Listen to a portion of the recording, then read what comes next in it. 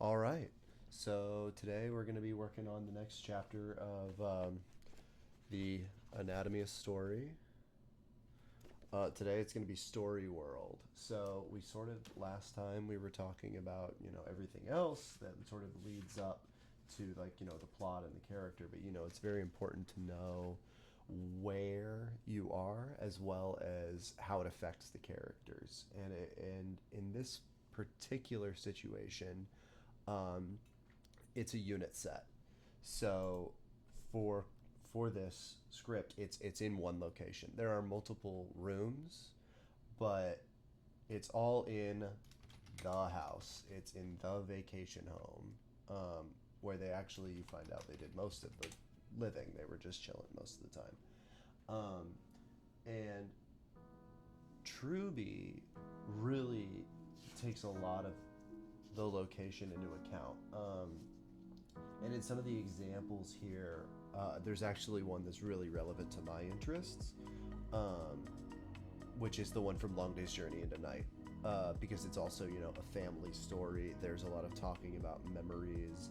I should actually reread it just because there's the way it's handled. It is just so good, and it's just such a strong piece of writing. If I could ever write anything half as good as that, I'd be happy. But the designing principle is a family moves from day into night. Its members are confronted with sins and ghosts of their past. The theme line is you must face the truth about yourself and others to forgive. And the story world is this dark house full of crannies where family secrets can be hidden away.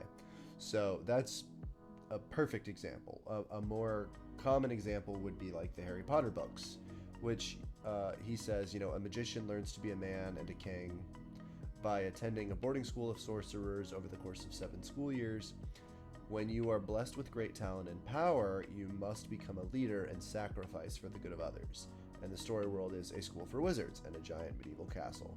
So it evokes the character's journey. Where you are has to evoke the character's journey. And there are times when that's more clear than others. Like in Copenhagen, use the Heisenberg uncertainty principle to explore the ambiguous morality of the man who discovered it.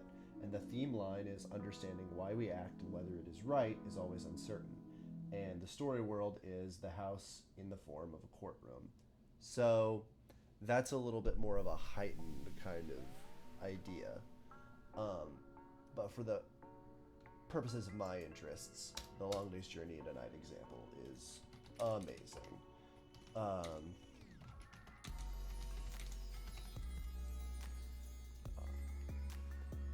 just because it's basically a very similar uh, problem that the two characters are going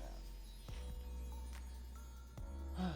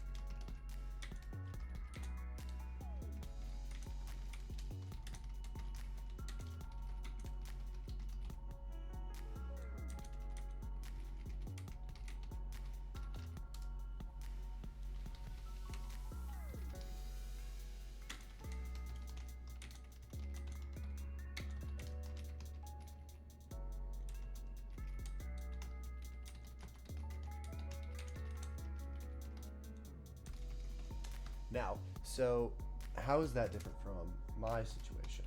So in Crush, the designing principle,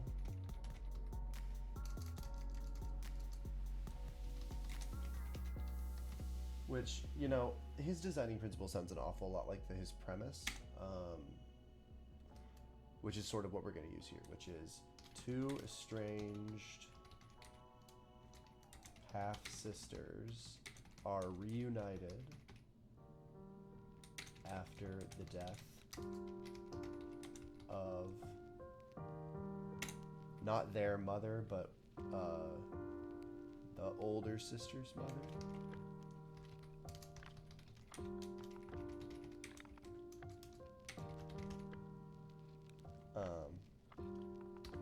And battle.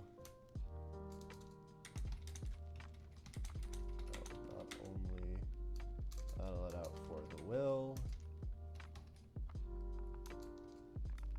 battle it out for respect, validity, and the will.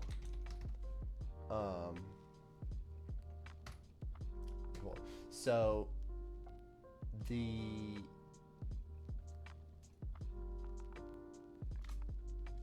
they're still going to be confronted with sins and ghosts of their past, but that happens in like almost every story. So for the theme line in Long Day's Journey at Night, it's you must face the truth about yourself and others in order to forgive. And I think it's sort of going to be very similar here, except for it's going to be like you must truly understand the person you hope to forgive and one day love. You know, you really gotta know the nitty-gritty about people in order to love them. So if you look at the writing page, we've got the designing principle for Long Day's Journey and a Night, and then the one for Crushed, which that's a working title, but you know, it's what the name of the play was, so we'll probably figure that out. But now we get to the story world for Crushed, which is it's not going to have as many like crannies. It's going to be more that it's a big effing house, a giant house where anything unsightly could be locked away. Because you know the house that we're getting to use is fantastic, and it's like perfect for the story. So there's the living quarters, and then there's the main house, which has like the kitchen and the porch and the fireplace and the sort of sitting area, and then there's the like third section, which has like the cinema and the bar, and you know, and that is sort of hooks around the side of this beautiful lake, and it's all connected. And then if you go out on the porch, you can just walk right down to the water. So that's sort of almost like having like 5-6 locations in one, just because the rooms are perfect for filming. So I think that having it more be about like the size and the emptiness in all of this space, rather than Long Day's Journey at Night, where they have all this like it's not as big of a house, and they have like a bunch of like hidden little nooks and crannies and all this crap everywhere to like hide stuff. So if we keep moving on to creating the area,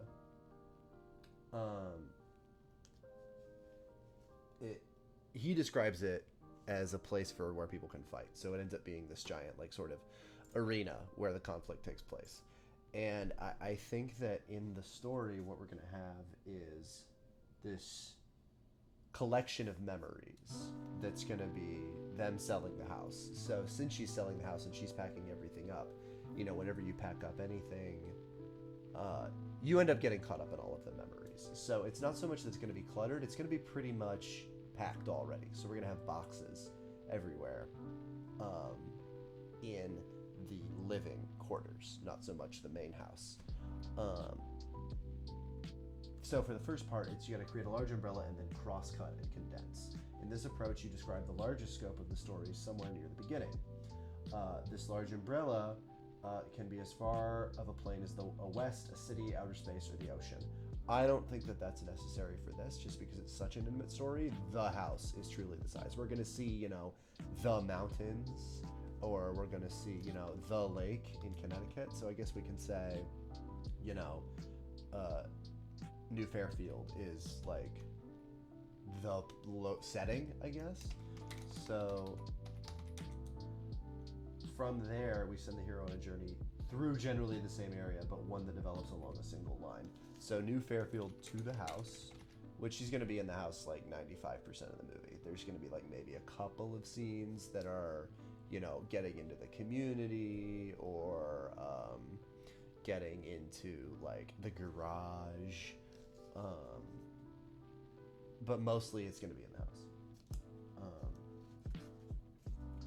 Then you send the hero on a circular journey in generally the same area. That's where we are. The house, the house, the house. The house, the living room, bedrooms, the patio. Having a list of locations is sort of important. But that's going to be something that I sort of work with the producer on, in terms of like having sort of creative places to shoot. Also, you know, they have more access to the location than I do. I just kind of have some photos. I've only been there twice, but we're going to basically go and do like a bunch of like taking a lot of pictures and everything, location scouting within the location. So we could potentially shoot on the island in the lake. So there are certain things that he describes as being very symbolically powerful in Anatomy of Story, and I think an island is one of them.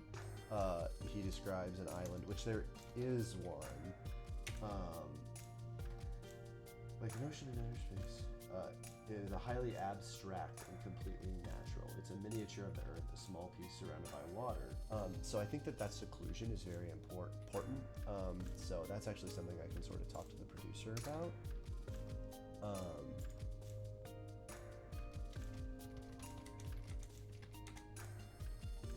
Especially in terms of like the memories. I don't know exactly how big the script's going to get because we've sort of talked about this adaptation and there's been some, you know, chat about length, but we're going to sort of have to see how much time we have and how much, what her budget is ultimately and all of those things. Which isn't necessarily how you should write something on spec, but this isn't exactly on spec. If you're just writing something to write, you know, go ham. Take the time. All right, so now if we look at the rest of the exercises, come on.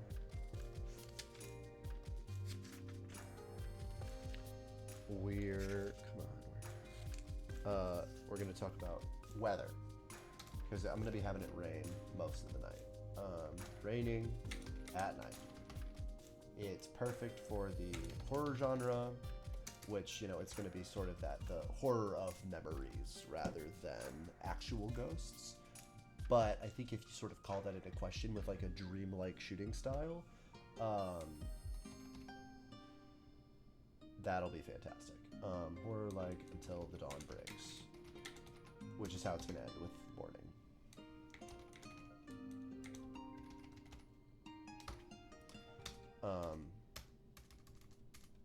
Great.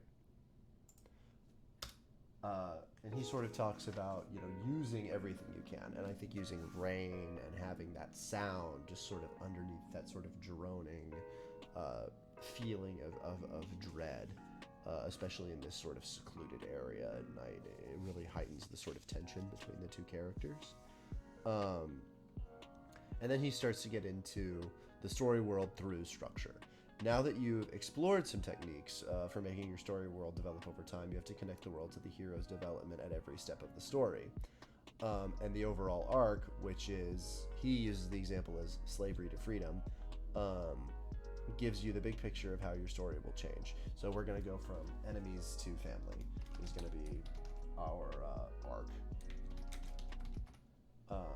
in this sort of redemption kind of situation. There are structure steps that tend to have their own unique subworld.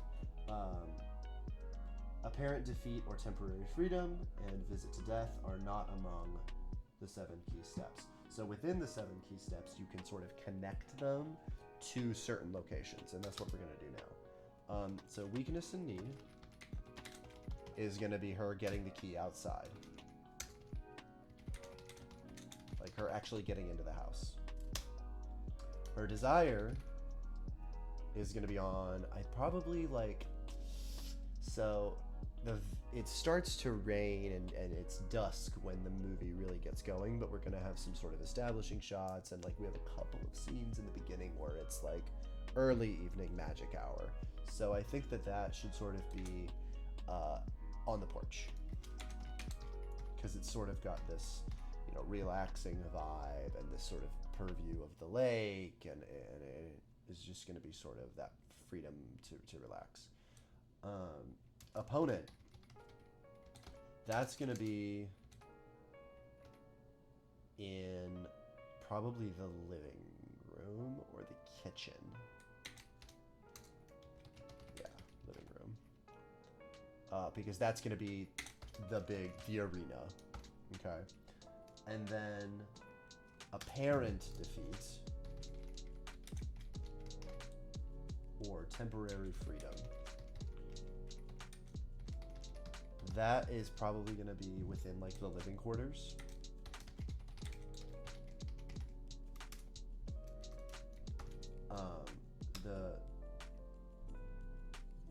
The visit to death, which is not 100% necessary, but that's just like the lowest point. That's going to definitely be childhood bedrooms.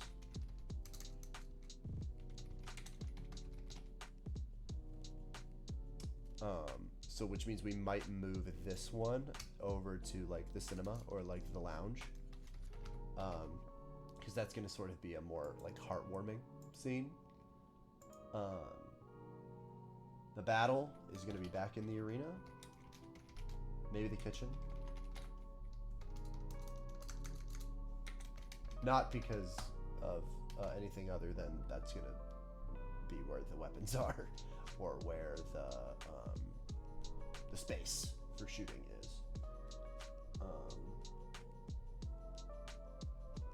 And then at the end, he has freedom or slavery. I'm going to have connection, which is going to be probably back on the porch.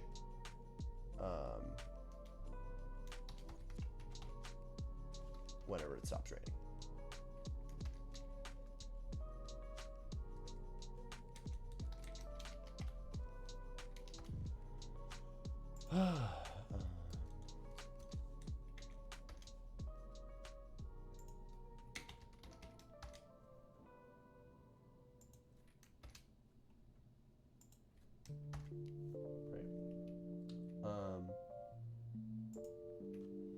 And he sort of talks about, you know, at the beginning of the story, show a subworld that is a manifestation of the hero's weakness or fear.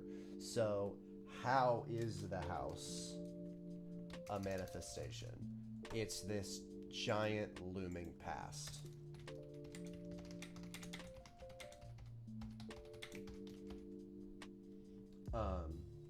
The desire is to not really be inside and to be free. So that's where we can sort of have like the phone call and talk about freedom on the porch.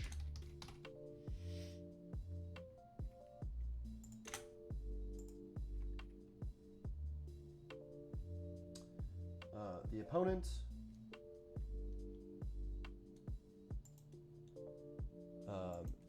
This is going to be later in the evening. In the living room, and that's also because it's sort of got this arena, this big open fireplace. It's really great. I can't wait for everybody to get to see it.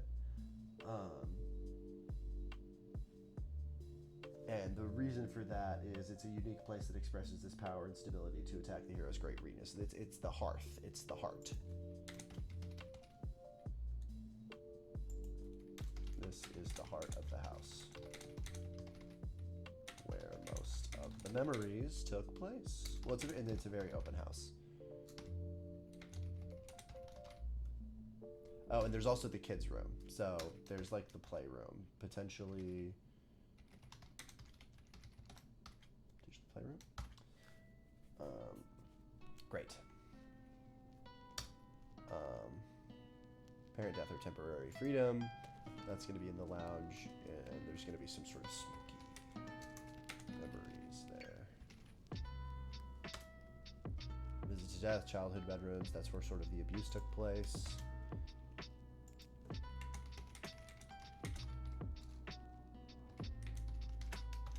And again, writing is easier if you know how to type. But let's see what these are. Apparent defeat is the moment when the hero wrongly believes he has lost or the opponent has won. Yeah. Visit to death. In the visit to death, the hero travels to the underworld, or in modern stories, he has a sudden sense that he will die. He should encounter his mortality at a place that represents elements of decline, aging, and death. So that should probably be out back, or over by the docks.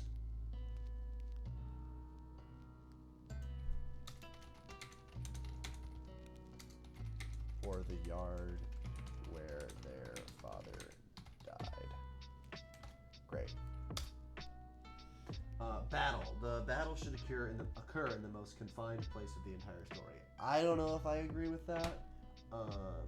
I think that battles should necessarily feel tight, like you can't just be running every which way. But some of the best battles I've seen have been in like huge open spaces. I also don't want to break anything in the house. So I also think that, you know, being in the kitchen, there's options for different types of fighting and such. There's just the heater, there's like, you know, the frying area, there's the knives, and there's like all this other shit. So, and then at the end, freedom or slavery. The world completes to its detailed development by ending it as a place of freedom or greater slavery and death. Again, the specific place should represent the physical terms of maturation or decline of the character. So that's probably going to be back at the porch when the night is over. Cool. Great. So let's take a look at these next few things. There's some examples like Meet Me in St. Louis. But ultimately, you know, when you have a very small story world, like when you're not doing a movie like Little Miss Sunshine or Star Wars, where there's all these different locations, you know, there's not as deep of a dig. But let's run through these exercises and just make sure we at least touched on everything. Story world in one line. Use the designing principle of your story to come up with a one-line description of the world. So let's do that. A giant house full of emptiness. Full of emptiness. Really good stuff. A giant house full of dark. Well, just full of memories. Like, there's good memories in this too.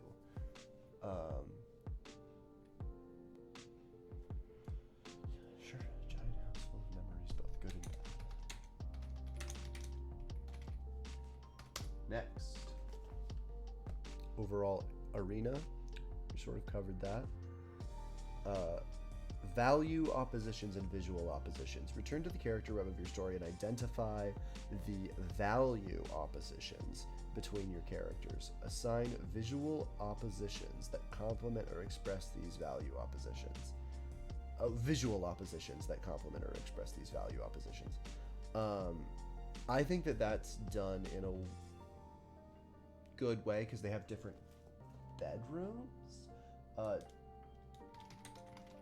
Characters have different values, which can be seen in the playroom or childhood bedrooms. Yeah. Land, people, and technology. There's a combination of land, people, and technology. Are you in a lush wilderness or in a modern city? There's normal amounts of technology. Like, technology is not exactly going to be a big part of the story.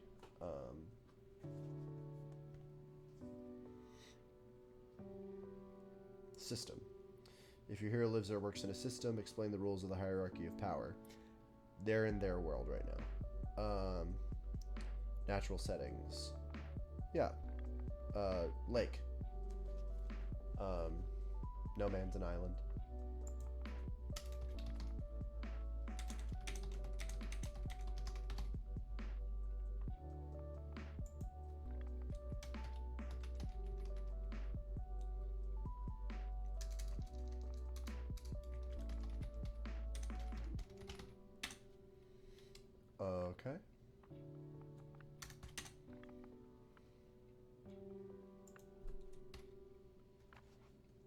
Which, maybe we can actually cite that poem. They're both sort of very like aesthetic people.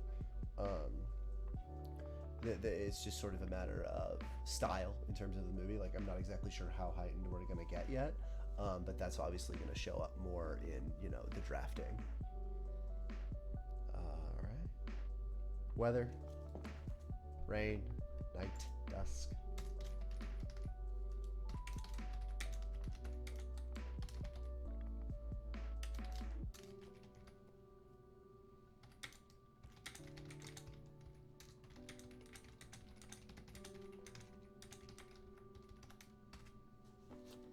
The moon.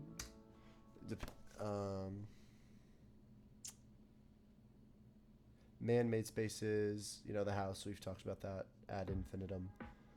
Decide if you want to use a miniature. If you do, what is it?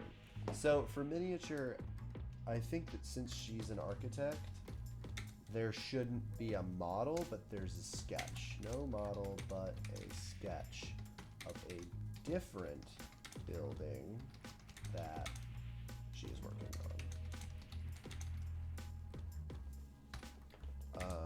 Reach out for a design from the owner's friend who designed the house and actually I think won some awards for designing the house. Because he might be able to give us a sketch, which would be so cool. Holiday or a ritual. It's not a holiday, but it is a ritual, which is the funeral, which she's coming from, which, well, maybe not coming from that day, but I mean, ultimately the immediacy of that probably would be nice. So yeah, she's coming from the funeral. To pack, which is nuts. To just be like, all right, she's dead, we're selling the house. Because she assumes the house is hers until Dawn shows up. Seasons. I haven't really thought about seasons. Probably spring, summer. I mean, fall would probably make sense. Probably make the most sense. But ultimately, that is not up to me. That's not gonna like hold up shooting. The visual 7 steps, we've done that. How to connect your natural settings and man-made spaces to the subworlds you use. We've sort of talked about that. And that's sort of the basics. Again, he gets into the more specifics, and I'll probably do that when I'm not recording.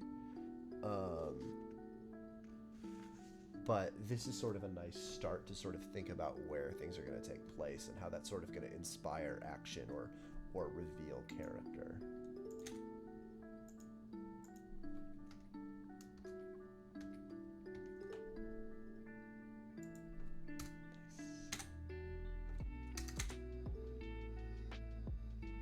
All right, so let's take a look at that, and then we'll come on. There we go. Cool. So let's save this. Writing.